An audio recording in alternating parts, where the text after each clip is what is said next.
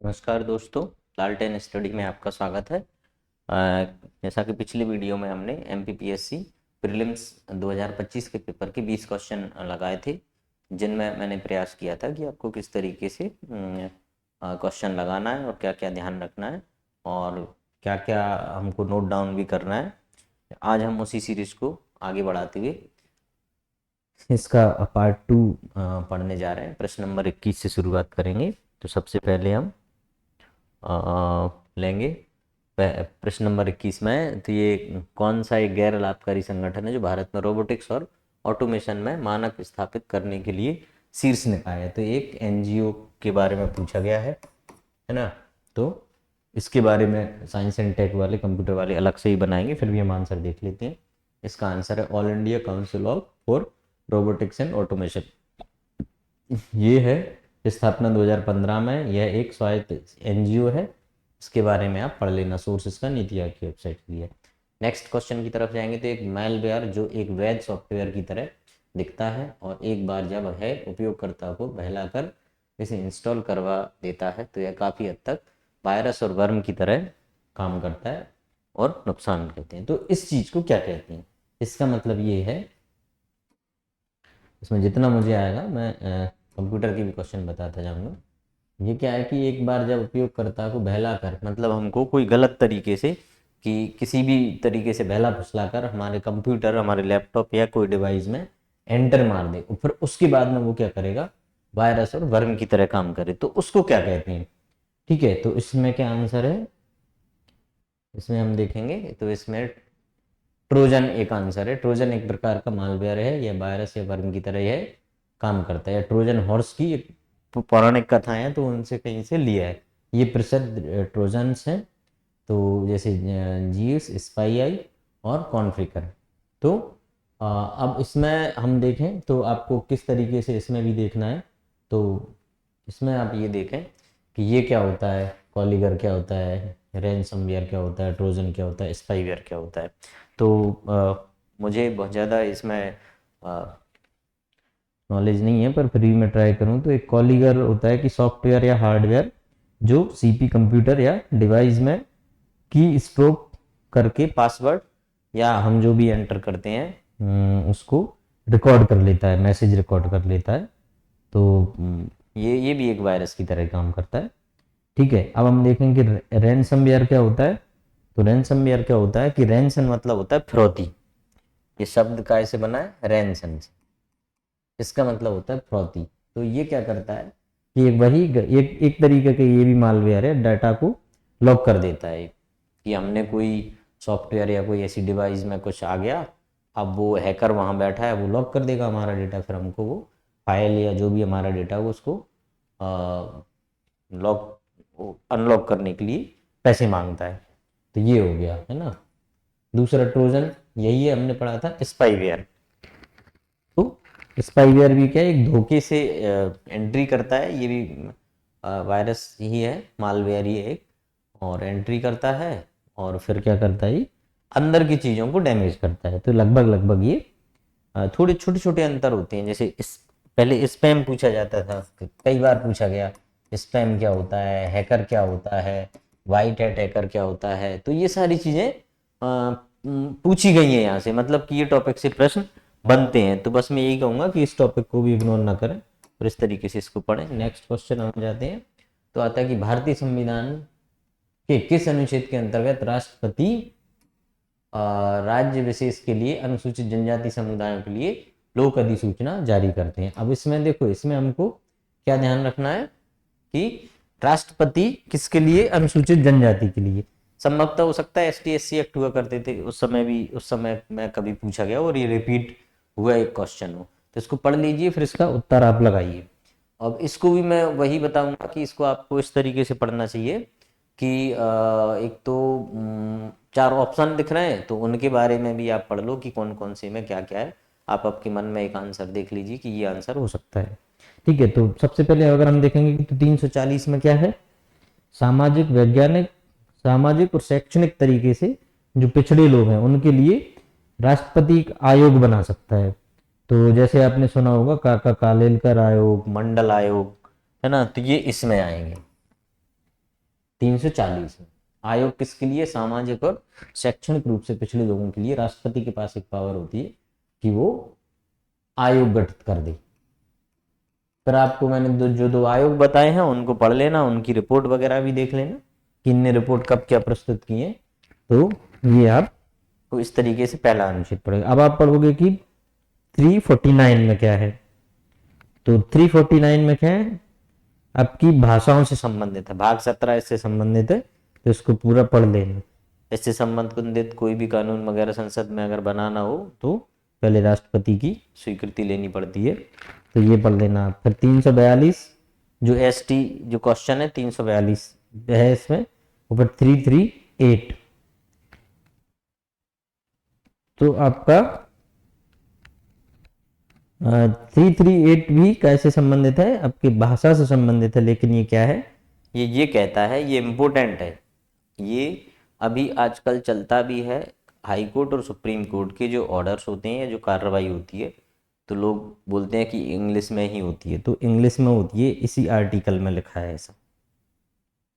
और राष्ट्रपति और राज्यपाल की सहमति से अन्य भाषा में हाईकोर्ट में कार्रवाई हो सकती है, लेकिन उसका निर्णय होगा वो इंग्लिश में ही आएगा। दूसरा है कि जो कानून बनते हैं तो उन कानूनों को स्थानीय भाषा में भी अनुवाद करना राज्य का कर्तव्य है, ऐसा ये 338 आर्टिकल कहता है भाग 17 में। ठीक, तो आपके ये चारों आर्टिकल आपके कवर हो जाएंगे। अगली बार हो सकता है कि इससे ना पूछा जाए तो इन तीन में से पूछ ले, तो आप उसके लिए रेडी रहोगे। और अब इसका देखें तो ये अनुसूचित जनजातियों के लिए परिभाषा देता है ए में, एससी के लिए परिभाषा है राष्ट्रपति राजपत्र में अधिसूचित, ठीक है, वही है जो हमने लगभग कवर कर लिया। नेक्स्ट क्वेश्चन है कि मध्य प्रदेश में मैग्नीज, ये देखो मैंने आपको बताया था कि जब पुराने पेपर लगाते हैं तो उससे समझ में आता है कि स्तर क्या है पेपर का। तो ये यूपीएससी पैटर्न फॉलो करने का इस प्रश्न में प्रयास किया गया है। कैसे पूछता है ना कि 1 2 3 2 3 4। अब इसको हम पढ़ते हैं कि मध्य प्रदेश में मैग्नीज के संबंध में निम्नलिखित कथनों को पढ़िए। अब देखिए पहला ये कहता है, पहले तो आप इन कथनों को पढ़ लें एक बार अपने मन में और देख लें, है ना, कि ये क्या कहता है। ठीक, आपने पढ़ लिया होगा, ऑप्शन देख लिए होंगे। अब आप इसमें देखेंगे एमपी में निक्षेप मतलब भंडार डिपॉजिट में द्वितीय स्थान है, ये हमको देखना है कि सही है या गलत। दूसरा, मैग्नीज उत्पादन में देश में प्रथम स्थान है, ठीक है। तीसरा, छिंदवाड़ा में गोदावरी और वर्धा, अगर मान लो इनमें एक ऐसी नदी होती जो छिंदवाड़ा से बहती नहीं है तो हम इसको बाहर कर सकते थे, लेकिन ठीक है। झाबुआ जिले के थांदला तहसील में मैग्नीज की निक्षेप है, तो ये लगभग सही है, ये भी सही हो गया। अब इन दो में से आप कंफ्यूज होंगे, यही स्थिति बनती है क्या, दो में से जब हम कंफ्यूज होते हैं। अब अगर हमको ये दो पता है तो अब हम देखेंगे, मैं इसलिए बता रहा हूं कि जैसे कभी किसी हमको नहीं पता रहता है तब हम इसका क्या करते हैं ना, तब कैसे क्या करेंगे। तो 2 3 और 4 किस किस में है? इसमें 4 नहीं है, देखना 4 3 और 4 इसमें है, 3 और 4 इसमें भी है, 3 और 4 इसमें भी है, तो ये अपना मतलब इसमें 4 नहीं है तो ये, पर इसमें सही है कह रहा है, तो ये अपना क्या हो जाएगा, लगभग आपने बाहर कर दिया इसको, ठीक है। अब पहला क्या है कि मैग्नीज निक्षेप तृतीय स्थान पर था, ये वर्ष का डेटा लिया है उसने, इस वर्ष को याद रखना कि हो सकता है अगली बार जब प्रश्न बदले तो ये वर्ष चेंज कर दे, ऐसा भी हो सकता है। तो ये वर्ष के अनुसार डेटा लिया है, तो पहला 5वें नंबर पर था इस समय हमारा मध्य प्रदेश, तो ये गलत हो जाएगा। अब ये गलत आपने छांट लिया तो फिर आपका आंसर निकल ही आएगा, ठीक। अब इसमें देखेंगे तो क्या है कि गलत, पहला गलत है बाकी 3 सही है, तो आपके समझ में आ जाएगा, आंसर आप निकाल लो। पहला गलत है, पहला इसमें भी है, इसमें भी है, इसमें भी है, तो ये सही हो जाएगा, ठीक है।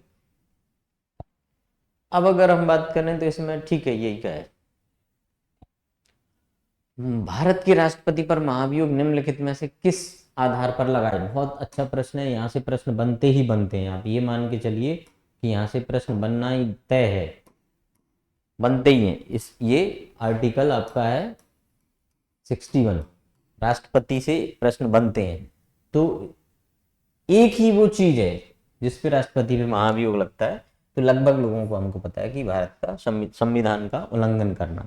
अब आर्टिकल आपके 61 से संबंधित जैसे आपसे पूछा तो क्या क्या पढ़े, 61 को आप थोड़ा पढ़ लीजिए, महाभियोग है ना। अब इसमें ये भी पढ़ लीजिए कि लोकसभा और राज्यसभा में ये जो महाभियोग के लिए प्रस्ताव लाया जाता है, तो उस प्रस्ताव में कितने लोगों के साइन होने चाहिए, कितने लोग प्रस्तावित करेंगे, कौन से सदन में पहले हो सकता है, तो दोनों सदनों में कहीं पे ही पेश हो सकता है ना। प्रस्ताव के लिए 1/4 सदस्य लगेंगे, कुल सदस्यों के 1/4, उपस्थित के नहीं लगेंगे ये। उसके 14 दिन का जो नोटिस देना पड़ता है, आप वो भी देख लेना कि 14 दिन में नोटिस भी देना रहता है, उसके बाद वो जवाब भी देता है।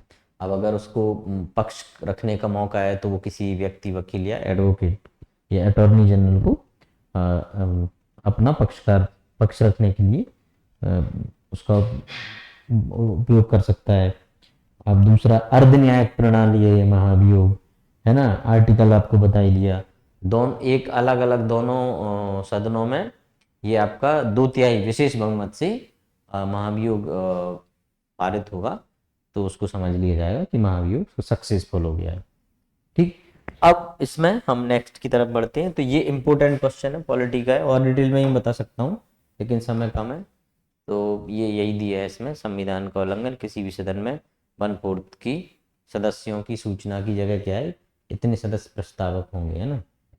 और फिर है दोनों सदनों में इतनी बहुमत से पारित होता है तो होता है, ये ठीक है, ये आप लोगों को पता। नेक्स्ट प्रश्न जाते हैं, मध्य प्रदेश में काली मिट्टी के संबंध में इनमें से कौन सा कथन सही नहीं है। तो हमको क्या चुनना है, इसमें से सही नहीं है चुनना है। तो सही नहीं है पे कैसे जाएंगे, ये मैं हर बार बताता हूँ, इसका थोड़ा सा ध्यान रखना। तो यह दक्कन लावा के अपक्षय से निर्मित है, ये अपन पढ़ते हैं ना, लावा मिट्टी से बनी है काली मिट्टी, तो ये पढ़ते हैं। इस मिट्टी में नाइट्रोजन, फास्फोरस व जैव पदार्थों की मात्रा अधिक होती है। एक बार आप दिमाग में बिठा लो क्या आप टिक करना चाहते हो। तो ये आपका कथन गलत होना चाहिए, क्योंकि ये जैव पदार्थ इसमें नहीं होते, ये भी नहीं होते इसमें। दूसरा है, इस मिट्टी में नमी धारण करने की क्षमता, ये हम पढ़ते हैं होती है। इसमें यह मिट्टी मुख्यतः राज्य के पश्चिमी भागों में पाई जाती है, पश्चिमी मध्य प्रदेश में पाई जाती है, ये अपन सब पढ़ते हैं। तो ये भी आपका लगभग। नेक्स्ट उत्तर देखेंगे तो अपन बी उत्तर है, नाइट्रोजन फास्फोरस की अधिक मात्रा, ये ठीक। तो इसको आप चाहें तो देख लें। नेक्स्ट चलते हैं। ICMR राष्ट्रीय जनजाति स्वास्थ्य अनुसंधान संस्थान NIRTH मध्य प्रदेश के किस शहर में है। तो मैं आपको बताऊं इसमें कि इसमें आपको क्या करना है कि जितने भी राष्ट्रीय स्तर के संस्थान हैं, ये थोड़ा सा देख लेना। राष्ट्रीय स्तर के जो संस्थान हैं मध्य प्रदेश में, उनके मुख्यालय कहाँ है, ये आप सब पढ़ लें। और मध्य प्रदेश के भी संस्थान है, जैसे कि एक RCBP नरोन्ना करके है। मैं आपको इंटरेस्टिंग कहानी सुनाऊंगा इसकी। RCBP नरोन्ना आप सब लोगों ने सुना होगा, यहाँ पे मध्य प्रदेश PSC में जो सिलेक्ट होकर जाते हैं उन अधिकारियों की ट्रेनिंग होती है। मेरी भी ट्रेनिंग यहीं हुई थी, जो मेरा सिलेक्शन हुआ था उसमें ये क्वेश्चन आया था, और बहुत सारे लोगों का गलत भी हुआ था कि नरोन्ना एकेडमी के। बाद में पता चला कि इसमें तो हमको ट्रेनिंग भी लेनी है। फिर ऐसे क्वेश्चन पूछे जाते हैं, इसका मुख्यालय कहाँ है, मध्य प्रदेश लोक सेवा का मुख्यालय कहाँ है आपका, लेखाकार मुख्यालय कहाँ है, ग्वालियर है, आपका हाई कोर्ट की खंडपीठ कहाँ है। तो ये कुछ क्वेश्चन पूछे जाते हैं, तो आपको ये जबलपुर में है ना, तो ये देख लेना। इस तरीके के सारे, ये स्थापना है 1986 में, ICMR के उसमें काम करता है, और ये इसका उद्देश्य है। जनजातीय वर्ग के विद्यार्थियों को शंकर साय और रानी दुर्गावती पुरस्कार योजना दिए जाने का उद्देश्य। अब देखो, विद्यार्थियों को दिया जा रहा है, आपको कैसे क्वेश्चन को अपन निकालेंगे। तो ये किसकी बात कर रहा है, विद्यार्थियों की।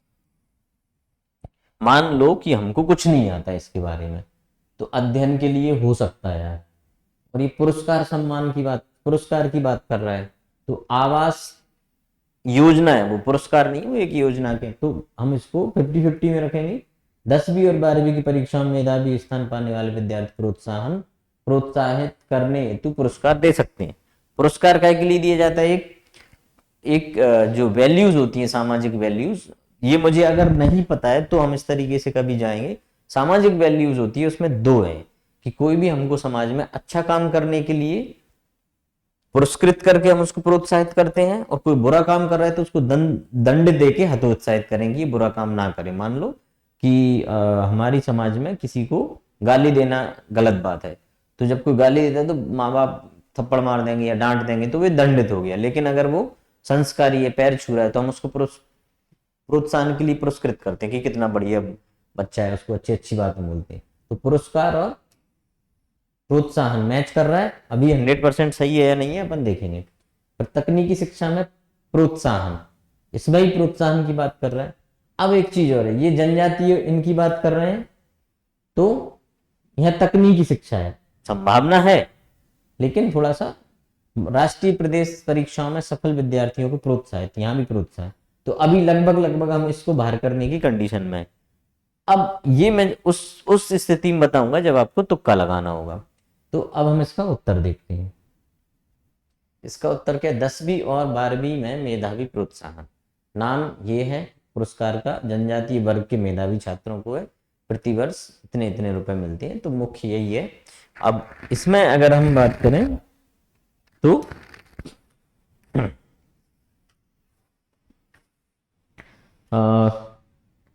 ये पुरुष दुर्गावती, इसमें एक और है, दुर्गावती राष्ट्रीय, रानी दुर्गावती राष्ट्रीय सम्मान, एक 2 लाख मिलता है। तो ये राष्ट्रीय सम्मान है, ये भी इनके नाम पे है। तो मोस्टली क्या होता है कि आपको पुरस्कार और सम्मान सारे पता होना चाहिए, कितनी राशि मिलती है, कब शुरू किया गया है, किसको दिया जाता है, किस क्षेत्र में दिया जाता है। तो रानी दुर्गावती जो राष्ट्रीय सम्मान है वो जनजातीय के क्षेत्र में कला, शिल्प, समाज सेवा, इन चीजों के लिए मिलता है वो। तो ये आपको सारे याद करने हैं। तो ये प्रश्न हमारा रास्ता बता रहे हैं कि आपको इस रास्ते से जाना है, कि आपको ये पढ़ना है, इतनी गहराई में पढ़ना है। नेक्स्ट है आपका 2017 आहार अनुदान योजना, इम्पोर्टेंट योजना है, योजनाओं से प्रश्न बनते हैं। अभी लाडली बहना योजना पूछी थी, वो महिला बाल विकास से। हाँ देखो, ये मैं आपको बता दूं कि योजना किस विभाग से संबंधित है, ये भी आपको पता होना चाहिए। लाडली बहना किस विभाग से संबंधित है? तो महिला एवं बाल विकास विभाग से संबंधित है। आहार अनुदान योजना किस विभाग से संबंधित है? तो जनजातीय समुदाय, मतलब है कि जनजातीय कार्य विभाग, जनजातीय कार्य विभाग। ये थोड़ा सा एक फायदा मिल जाता है प्रशासन में आने के बाद, कि हमको प्रैक्टिकली पता रहता है कि हाँ ये वो डिपार्टमेंट चलाता है। क्योंकि शिकायतें आती है हमारे पास, जन सुनवाई में आया हमको आहार अनुदान की राशि नहीं मिल रही, लाडली बहना की राशि नहीं मिल रही। और अभी तो ये है कि जिनको योजना 4-5 साल से जो लाभ ले रहे हैं, उनको योजना का नाम ही नहीं पता है, क्योंकि वो नागरिक हैं और हम कोई एग्जाम की तैयारी कर रहे हैं। तो आपकी जो आहार अनुदान योजना है, इसमें किसके लिए दी जाती है? आप अपना एक उत्तर सुरक्षित कर लें, ठीक। अब ये दी जाती है सभी एसटी के लिए नहीं दी जाती है, ये जो विशेष पिछड़ी जनजाति है इनको दी जाती है। इसमें सेम जो लाडली बहना मैंने बताया था, 1000 रुपए मिलते थे शुरू हुई थी जब, वर्तमान में कितने मिल रहे हैं? 1500 रुपए। सेम इस क्वेश्चन को वहां फिट करके देखो जो लाडली बहना में पूछा था कि इस योजना का उद्देश्य क्या है। तो इस योजना का क्या उद्देश्य है अगर हम ये बात करें तो इस योजना का उद्देश्य है कि जो विशेष पिछड़ी जनजाति है, इसमें एनीमिया मिलता है, कुपोषण ज्यादा मिलता है, सिकल सेल एक नई बीमारी, इसको पढ़ लेना, सिकल सेल बहुत इंपॉर्टेंट है। मध्य प्रदेश पे हमारे राज्यपाल, महामहिम राज्यपाल भी बहुत इंटरेस्टेड रहते हैं कि वो खत्म हो, उस पर रिसर्च करें, उसके बारे में बताते भी हैं जहाँ भी कहीं जाते हैं। सिकल सेल हो गया, ये सारी बीमारियां, टीबी शहरियाओं में होता था पहले, उसको दूर करने का। तो ये एक्चुअल में स्वास्थ्य, पोषण, इनके लिए ये 1000 रुपए दिया जाता है महिलाओं के लिए, कि आप आपके कुपोषण को हटाने के लिए पोषण पे ध्यान रखें, ठीक है। अब इसमें देखो, विशेष पिछड़े जनजातीय समुदाय आहार अनुदान योजना, ये विशेष उद्देश्य क्या है? पोषक अनाज प्रदान करके कुपोषण दूर करना, मतलब पोषित सुपोषण जो आपके न्यूट्रिएंट्स अनाज रहते हैं, जैसे पौष्टिक भोजन हुआ, इसके लिए दिया जाता है। इसके लिए एक आहार अनुदान योजना बैंक खाते में डायरेक्ट जाती है। ठीक, 3 अपने अविशेष पिछड़ी जनजातियां हैं। अब इसमें देखो एक इंटरेस्टिंग चीज बताता हूं मैं, आप कभी भूलोगे नहीं कि आहार अनुदान योजना क्यों दी जाती है। तो हम शिकायतें आती हैं, जैसे कोई सीएम हेल्पलाइन 181 पे लगाएगा या जन सुनवाई में आएगा, तो वो महिला बोलती है कि हमें भाजी वाले पैसा नहीं मिल रहे। इस योजना के नहीं बोलते वो क्या शिकायत करती हैं, साग भाजी के पैसे नहीं मिल रहे। तो शुरू में मुझे समझ में नहीं आया कि यार ये काय के पैसे हैं। अरे फिर समझ आया कि हाँ, ये तो अपन पीएससी में पढ़ते थे, आहार अनुदान योजना उसी योजना का है। तो साग भाजी बोलते हैं, इसका मतलब है कि वो एक पौष्टिक भोजन के लिए पैसा मिलता है, तो उसका मुख्य उद्देश्य ये है। नेक्स्ट चलते हैं अपन। अच्छा, इसमें देख लेना डेट दी है, कब शुरू हुई है, कितना पैसा शुरुआत में मिलता था, कितना वर्तमान में मिलता है, किसको मिलता है, ये इंपॉर्टेंट है। अब देखना मध्य प्रदेश में 23-24 में कुल कितनी बृहद मध्यम स्वीकृत जनजातीय विकास परियोजनाएं हैं। ये इसमें देख लो कितनी परियोजनाएं हैं, हम देखते हैं तो सी 31 परियोजनाएं हैं। ये 31 परियोजना क्रियान्वित है, बृहद और मध्यम दोनों श्रेणी की है। जनजातीय क्षेत्रों के समग्र विकास और कल्याण के लिए योजनाएं चलाई जाती हैं। ये भी जनजातीय कार्य विभाग चलाता है। नेक्स्ट है मौद्रिक नीति के मुख्य उद्देश्य। अब मौद्रिक नीति के बारे में बता दूं आपको, आरबीआई से रिलेटेड क्वेश्चन है। आरबीआई का इकोनॉमिक सोल्यूशन में भी एक टॉपिक है, उसमें मौद्रिक नीति के बारे में दिया है। मौद्रिक नीति क्या होती है, ठीक है, इसके उद्देश्य क्या है। जैसे आपकी रेपो रेट लगाता है, आपने पढ़ा होगा ना मंथ में, repo rate, reverse repo rate, है ना, आपका सीआरआर, एसएलआर, ये आपने पढ़े होंगे कितना कितना है। बैंक रेट पढ़ी होगी, है ना। तो आप अपन पढ़ते हैं, तो इनको ये भी पढ़ना है कि ये क्या होता है, ये क्या होता है, हर त्रैमास या मार्च में बदलती है, तो ये आपको वो भी देखना है। ठीक है, तो ये आपको क्या इनमें ये भी पढ़ना है। मौद्रिक नीति पूछ ली, इसके उद्देश्य पूछ ली, थोड़ा सा इसको डिटेल में पढ़ लो, इस तरीके से अगर प्रश्न आते हैं तो। अब देखो मौद्रिक नीति का उद्देश्य क्या होता है। एक तो आर्थिक विकास, रोजगार, पूर्ण रोजगार, ब्याज दर को प्रबंधन करना और वित्तीय स्थिरता, इतनी सारी चीजें होती हैं। तो देखो इसमें मूल्य स्थिरता है, आर्थिक वृद्धि सुनिश्चित करना, ये राजकोषीय, ये संसदीय काम है। ये विदेशी मुद्रा भंडार आरबीआई के, ये सरकारी खर्च, ये तो हो ही नहीं सकता। ठीक है, ये नहीं हो सकता। आप दो में से, अगर आपको नहीं भी पता है तो ये दो में से एक टिक करना पड़ेगा, मतलब वो फिर अगर हम पढ़े लिखे लोग हैं तो फिर हम इसका आंसर खोज लेंगे। ठीक, नेक्स्ट क्वेश्चन पे चलते हैं। भारत के कुल व्यापार घाटे को कम करने में किस क्षेत्र ने महत्वपूर्ण भूमिका निभाई, ये करंट अफेयर्स का फैक्चुअल क्वेश्चन है। ठीक, सेवा निर्यात, सर्विस सेवाएं, उन्होंने ये डेटा है। ठीक, 17-18 भारत के किस राज्य में विनिर्माण क्षेत्र में पूंजी गहनता सबसे अधिक है। ये देखो मैं बार बार कहता हूं, इस टाइप के जो क्वेश्चन होते हैं इस पे एक ध्यान रखा करो। मान लो आपने इस एग्जाम में पढ़ लिया, तो इस वर्ष के डेटा से आपका आंसर निकलेगा। अगर भविष्य में प्रश्न आएगा, अगर देखो होता क्या है कि जब हम पुराने पेपर से क्वेश्चन उठाते हैं तो कभी कभी यही वर्ष लिखा रहता है, तो हमको प्रश्न तो पूरा पढ़ना चाहिए। कभी कभी वर्तमान वर्ष लिख देगा 2024 और 25 लिख देगा, तो ये वर्तमान में, इसका आंसर चेंज हो जाएगा क्योंकि नया डेटा आ जाएगा। और अगर यही पूछेगा तो यही का यही डेटा रहने वाला है। तो इसको थोड़ा सा वर्ष देखना है और ये देखना है विनिर्माण क्षेत्र में पूंजी गहनता कहाँ है, तो हम इसका आंसर देखते हैं गुजरात। ठीक, तो इसका गुजरात है। ये इसका वार्षिक उद्योग सर्वेक्षण के नवीनतम आंकड़ों के अनुसार शीर्ष राज्य है। ठीक, एमएसएमई की नई परिभाषा, निवेश और टर्नओवर की सीमा है। ठीक, ये है इसका।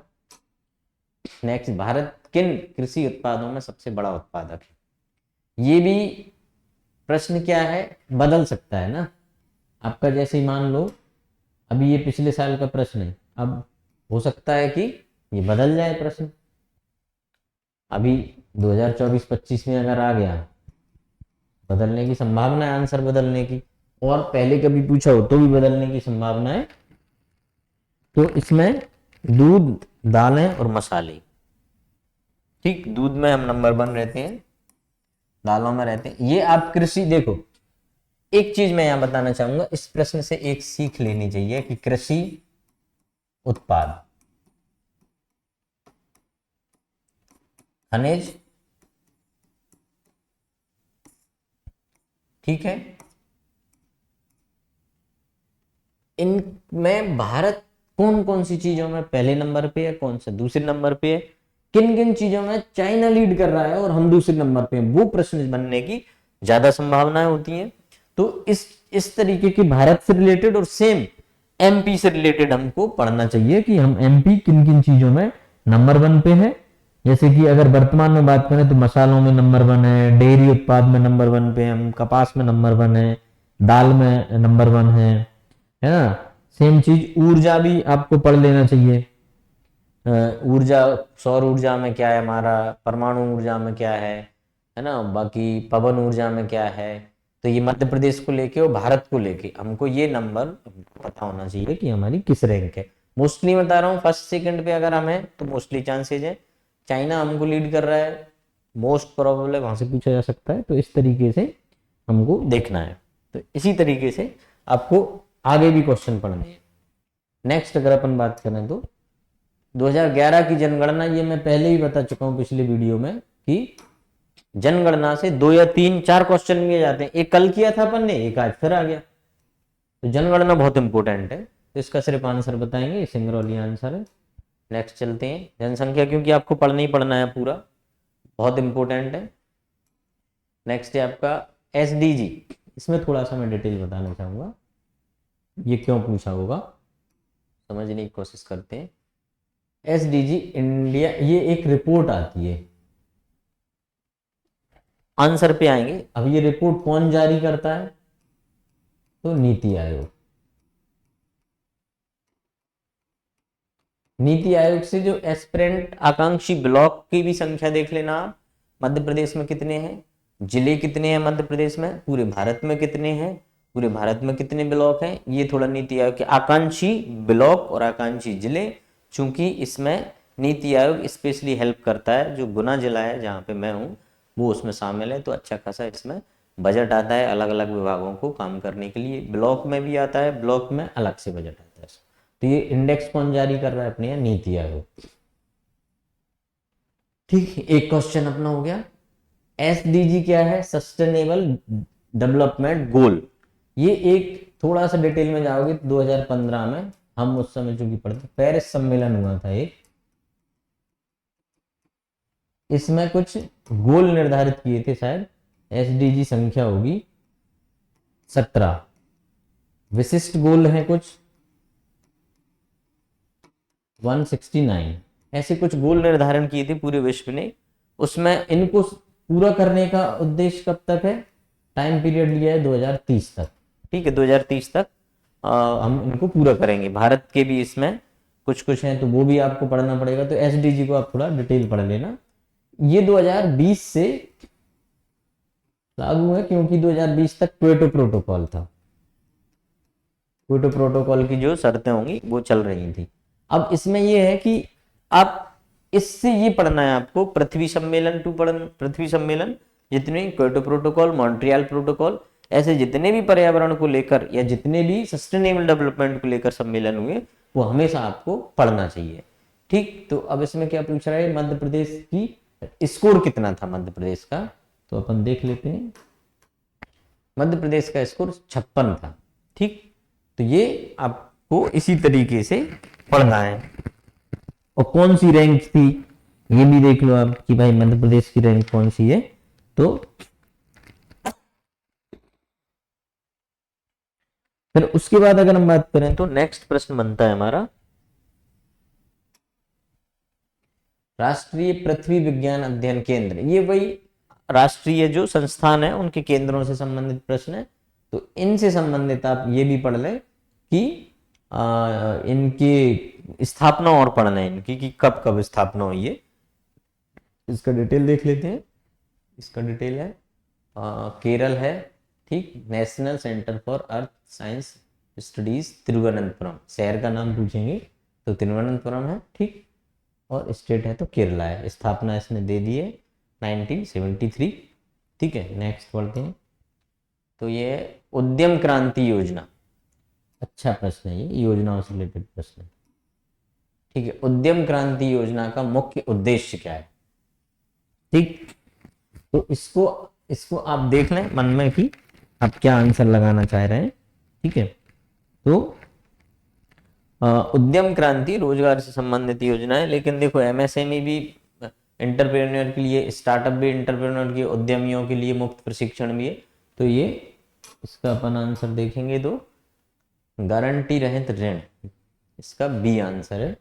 बी आंसर क्या लिखा है, ये, ठीक, सही।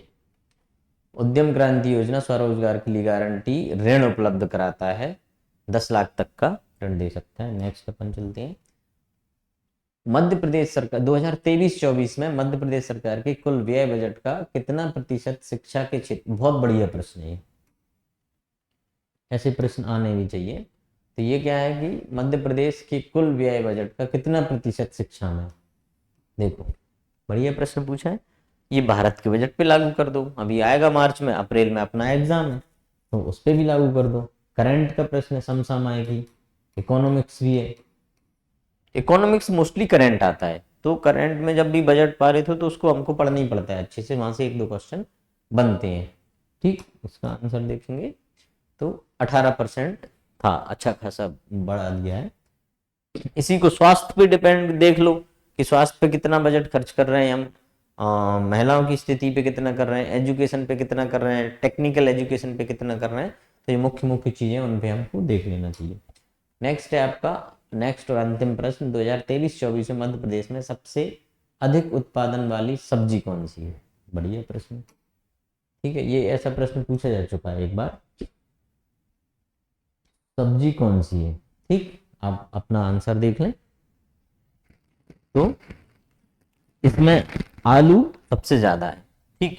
अब इसमें मैं एक चीज बताऊंगा आपको कि आपको क्या क्या पढ़ना है सब्जी में भी, कि एक तो सर्वाधिक सब्जी जो प्रश्न पूछा है भाई, ठीक है, मतलब उत्पादन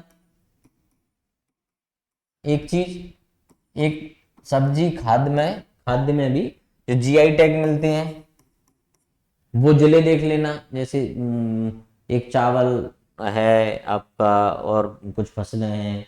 फिर एक और इम्पोर्टेंट है, एक जिला एक उत्पाद योजना के तहत, एक जिला एक उत्पाद, इसमें जो मुख्य मुख्य जैसे कोदो कुटकी हुआ या कुछ जो मुख्य मुख्य फसलें, तो उनको देख लो कि कौन से जिले को क्या दिया है, ठीक है। फिर आप एक अन्न प्रोत्साहन योजना भी है, इसको पढ़ लें इसी में,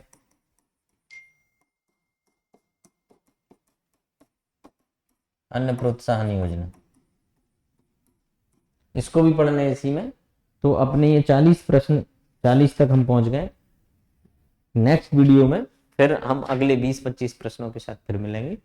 तो मेरा मुख्य उद्देश्य यही है कि एक तो आप ये देख लें कि आपका स्कोर कितना हुआ है सबसे पहले, दूसरा आप ये भी देख लें कि हम जो पढ़ रहे हैं वो कितना याद भी हो रहा है, तीसरा आप ये भी देखें कि हम एक प्रश्न पढ़ रहे हैं तो उसके ऑप्शन में अगर कुछ सीखने को मिलता है तो वहाँ से सीख लें, चौथा आप ये भी देखें कि जो प्रश्न आए हैं तो कितना रिपीटेशन है, ये बहुत सारे प्रश्न रिपीट है, इसमें भी मेरे को याद भी आते हैं, मैं ईयर आपको बता नहीं पाता हूँ क्योंकि मेरे को याद नहीं आता। जब आप 2-4 बार, जितनी बार लगाओगे पुराने पेपर, आपको नया कुछ ना कुछ सीखने को मिलेगा। और आप ये भी है कि हाँ, अगर आपको ये लग रहा है कि मेरे को कुछ एक आध टॉपिक, मैं कुछ कुछ टॉपिक भी पढ़ाऊंगा, जैसे कल का द्रविड़ शैली का प्रश्न था तो मैं वास्तु स्थापत्य कला पढ़ाऊंगा कभी फ्री रहूँगा जब। आपको लग रहा है कि कोई ऐसा टॉपिक है जो मैं पढ़ा सकता हूँ, जैसे मेरा कल्चर में पढ़ा सकता हूँ, एमपी के टॉपिक पढ़ा सकता हूँ, हिस्ट्री, ज्योग्राफी, पॉलिटी, ये चीज़ें मैं आराम से अच्छे से पढ़ा सकता हूँ, तो आप वो भी कमेंट में बता सकते हैं। किसी का कोई और प्रश्न हो, किसी का कोई ऐसा भी प्रश्न हो सकता है कि जो हम डिस्कस नहीं कर पाते हैं कि हम पढ़ते बहुत हैं, पर मन नहीं लगता, या ये भी आप बात कर सकते हैं कि मेहनत बहुत करते हैं नंबर नहीं आते, या कितनी मतलब कुछ ऐसे जो आपकी पीएससी को पढ़ने से साइकोलॉजी टाइप के प्रश्न हो, तो वो आप कमेंट में डाल दें, या कमेंट में नंबर रहेगा एक इनका, इनको भी बता दें, तो उस पर भी हम डिस्कस कर सकते हैं। और भी आपके कोई वीडियो अच्छा नहीं है, गुणवत्तापूर्ण नहीं है, तो वो भी कमेंट में डाल डाल दें, सुधार की आवश्यकता वो भी डाल दें, तो मैं प्रयास करूँगा कि ज़्यादा से ज़्यादा मेरे वीडियो आपके काम आ सकें और आप पढ़ सकें। और ये मैं मतलब वादा कर सकता हूँ कि अगर मैं जो जिस तरीके से बता रहा हूँ, मैं आपको कंटेंट हो सकता है कम बता पाऊँ, फैक्ट कम बता पाऊँ, लेकिन चूंकि मेरा एक ठीक ठाक एक्सपीरियंस एमपीपीएससी में रहा है, तो मुझे ये दावे के साथ कह सकता हूँ कि प्रीलिम्स आपका निकल जाएगा और आपको पता भी नहीं चलेगा कि हमने बहुत ज़्यादा मेहनत की है नहीं की है। क्योंकि मैं बार बार कहता हूँ कि क्या पढ़ना है क्या छोड़ना है, तो हमको ये भी सीखना पड़ेगा कि क्या छोड़ना है। तो मुझे ये बहुत अच्छे से आता है कि क्या छोड़ना है, मतलब आपको प्री निकालने के लिए पूरा बहुत ज़्यादा पढ़ने की आवश्यकता नहीं है कि पूरा सिलेबस से लेके सारी चीज़ें ही पढ़ोगे, हम कुछ कुछ चीज़ों को छोड़ देंगे क्योंकि सिलेक्शन होता है। एक मैं आपको अगली वीडियो में ये भी बताऊंगा कि कितने कितने नंबर कैसे कैसे आते हैं, तो 80 नंबर पे सिलेक्शन होता है, और जो अति की मेहनत लगती है वो हमको 100 नंबर लाने के लिए 95 के लिए लगेगी। आपको ये भी बता दूं कि 15-10 प्रश्न ऐसे आएंगे, आप कितना भी पढ़ लो आपको उत्तर नहीं पता होगा, इसलिए कट ऑफ 80 रहता है। तो इसी के साथ आप सभी को शुभ रात्रि और बहुत बहुत शुभकामनाएं। धन्यवाद।